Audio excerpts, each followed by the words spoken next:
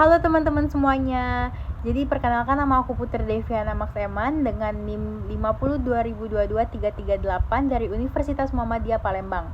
Di sini aku akan menjelaskan materi pertama aku dengan mata kuliah Perbandingan Hukum Pidana dengan tema Keadilan Restoratif Perbandingan Hukum Pidana Indonesia dan Malaysia. Presentasi ini akan mengulas konsep keadilan restoratif yang diimplementasikan di Indonesia dan perbandingan sistem hukum pidana di Malaysia. Kita akan melihat bagaimana kedua negara mendekati prinsip pemulihan dan rekonsiliasi konteks hukum pidana.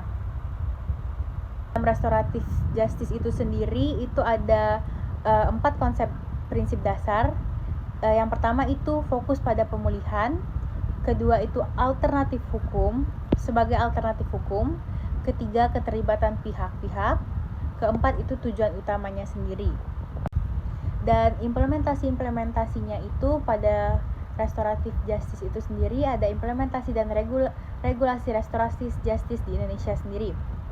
Itu sudah diatur dalam Perma nomor 1 2024, Peraturan Polisi nomor 8 2021 dan Perjak nomor 15 2020. Kedua, itu berlaku untuk kejahatan ringan dengan kerugian kurang lebih 2,5 juta dan pelaku baru atau pelaku belum melakukan tindak pidana yang berlapis. Contohnya itu adalah dalam restorasi justice sendiri ada mediasi, restitusi, dan alternatif hukum seperti kerja sosial.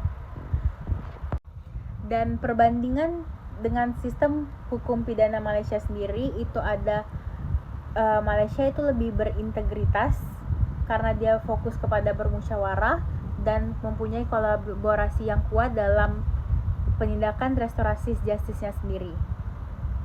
Itu bisa dilihat itu ada 3. Dia lebih mengadopsikan restorasi justice dalam sistem peradilan anak dan dewasa dengan mendekatkan yang lebih terintegritas dengan Undang-Undang Juvenile Justice Act 2000.